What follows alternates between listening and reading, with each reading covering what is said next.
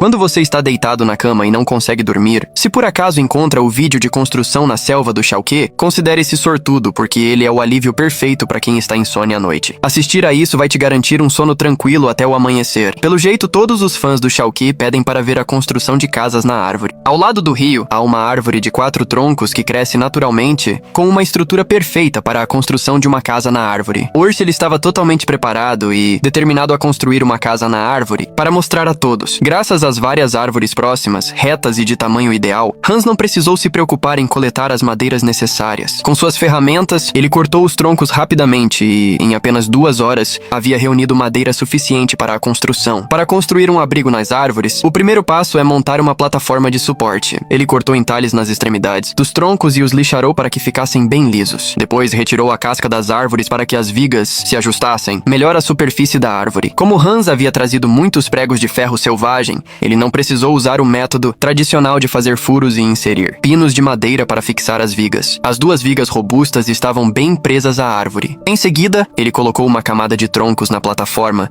e usou os pregos de ferro para fixá-la. A plataforma estava pronta. Mesmo fazendo um movimento de dança no topo, ela não balançava. Esse lugar privilegiado é o paraíso para qualquer pescador. No entanto, considerando que o abrigo estava na árvore, Hans decidiu construir uma escada com troncos cortados ao meio para facilitar a subida e evitar cair acidentalmente. Depois ele usou cordas para medir. Depois de medir a distância entre 2 grandes árvores, Hans começou a preparar os troncos redondos para construir as paredes. Ele simplesmente encaixou troncos de tamanho adequado no meio dos troncos das árvores e, com o uso de um machado, os bateu para firmá-los. A partir disso, ele construiu as paredes, camada por camada, uma sobre a outra. Embora esse processo pareça simples, na realidade, não é tão fácil. Mas acredito que quem está assistindo pode aprender rapidamente. Em pouco mais de 1 hora, Hans construiu as 2 paredes. Após beber um pouco de água e descansar por 10 minutos, ele continuou com o trabalho, pois tinha visto no boletim meteorológico que haveria uma breve tempestade nos próximos 5 horas. Então ele precisava terminar a construção do abrigo antes da chuva. Para poder admirar a vista do rio próximo, Hans decidiu deixar uma área para a janela. Ele fez furos na parede com uma broca manual e cortou as extremidades dos troncos para formar pinos de madeira. Para garantir que os pinos se encaixassem perfeitamente nos furos, ele usou uma faca para ajustá-los cuidadosamente. Assim, os pinos se encaixaram perfeitamente e depois fixou uma viga no topo. Em seguida,